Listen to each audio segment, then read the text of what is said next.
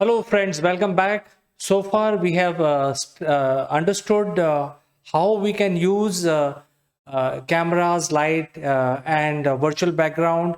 What tool we can use to make our video resume, and what preparation we have to do in terms of systems. In terms of keeping a microphone, keeping camera ready, etc.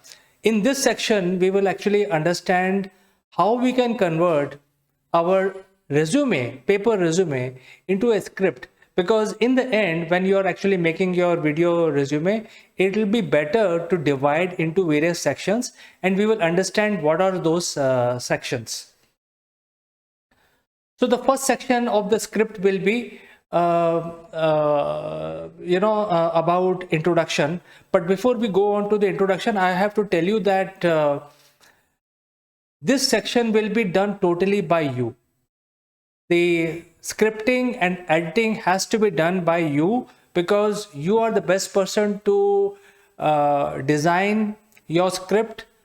And also, once the video is ready, you will have to look at it much more closely, and delete all those, trim all those loose ends which are recorded by mistake or whatever. Because even with so much experience, even with the script being there, people are bound to commit mistakes. Even I commit a lot of mistakes, even though I have a lot of experience of facing the camera. But then people will do mistakes, so therefore you are the best person to decide where to add, where to trim, etc. So editing has to be done completely by you, and also scripting. What in this section we will help you is how to design your script. How can you convert your resume into a much more interesting storyline which people like to listen from. I mean, it should not be like a typical resume where you say, hey, my name is this, I have done this, this is my education qualification, 1 2 3 4, from this date to this date I was employed here, and so on and so forth. So it will be very boring. Instead, actually, you have to showcase much more leadership, initiative, etc., by putting yourself in front of the prospective company from which, or prospective HR manager, and you want yourself to be called for an interview. So the first section of converting your resume is the introduction. Well, introduction can be sometimes very long, sometimes can be very short, but I think this is where you actually connect with people. So introduction should not be more than 2 sentences, 2.5 sentences, but it should be very catchy. And you can say, hey, I'm Chandrakant, and I'm going to talk to you today about this. So it immediately gets to a point where people, the audience, start to think, hey, something is coming. So you can make it more interesting. So I think the first thing is 2 sentences or 2.5 sentences, very short introduction about yourself, giving name, etc. And you can address the company with this name. For example, if you're trying in a Tata, you can say, hey, Tata, which is my dream company, and my name is Chandrakant, and I'm going to talk to you about my accomplishment today. So if you just make two statements like this, you're actually hooking on people who will then stick around and watch rest of your 90 seconds, I beg your pardon. So the next section of your script must contain what type of professional you are. So you have to explain the type of professional. Are you an initiative? Are you a initiative taker? Are you a go-getter? Or you like to work in a much more strategic manner? So you have to define what kind of professional values you carry in this section. And again, you have to, divide this into 3 to 4 lines, not more than 4 to 5 lines. So you can say that, I have been, suppose you are a technical person, you can say, I have been doing this programming for those many years, and I like to be logical. If you are in a managerial position, you can say, I'm so and so type of professional. I manage so many teams. I have been growing like this, etc. So this is a section where you have to define what type of professional you are. The third section, very important, is you have to describe your passion, why you are fit for this job, and how passionate you are, and why you are passionate. So you have to describe those. So from your narration, from your video, it should appear that there is a enthusiasm in you, there is a zeal to achieve something, and that is why you're saying that you are fit for this particular role which has been advertised by the company.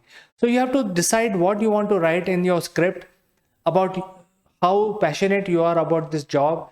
Make sure that you write about the real passion and you don't make up the passion, because it will not be right to make up the passion. Make sure that you describe your passion appropriately. Then you talk about your accomplishment. And in this section, you can use props like photographs. So if you have photographs of some award ceremony or some outdoor activities, or something that you have done, the companies in the past have recognized you. If there are some videos or some photographs, this is a time to collect those also, apart from writing the script. So you obviously mention about these top 2 to 3 accomplishments that you have done so far, and also collect those photographs, because when we are editing, we will add those photographs along with your video as well. And while you're talking, you can decide to display the photograph in full frame, or you can display the photographs of those accomplishments in half frame or 1/4 of the screen. It's up to you. But start collecting those accomplishments, those credentials that you have got, which are required for this video. Then you have to also provide social proof. When we say social proof, it's basically, you don't want to say that I am the best. You don't want to say from your own mouth, it's the others who talk about you.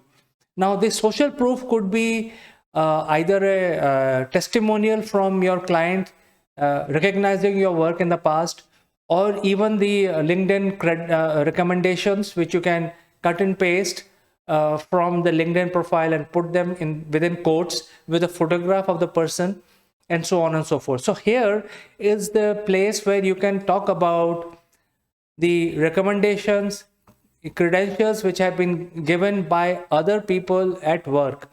So this is something which is important. Again, this is a place where you have to start collecting, thinking what is the right recommendation for this particular role. So start collecting those as well. And finally, closing remarks. Now, when you actually close your remarks, you have to remember that you have to leave it at a high. You don't have to say that, hey, this is what I want to talk about. If you feel right, my credentials are matching your expectation, do contact me. That is a wrong approach to close it, because now you're transferring the onus onto the audience to contact you. Instead, the best way to close is that, hey, I'm Chandrakant, and I look forward to hearing from you very soon. So leave it, your closing remark, short, sweet, but also on the positive side. So this is something that I thought I want to give you a 6 section. Very briefly, you can divide your CVs into 6 sections, so that when you start writing these scripts, you may have to collect some photographs, some pictures, some videos, and then you also start collecting them, and also start writing the script. When you write the script, make sure that you practice in front of the video. When you talk in front of the video, in front of a video or a mirror, make sure time that script.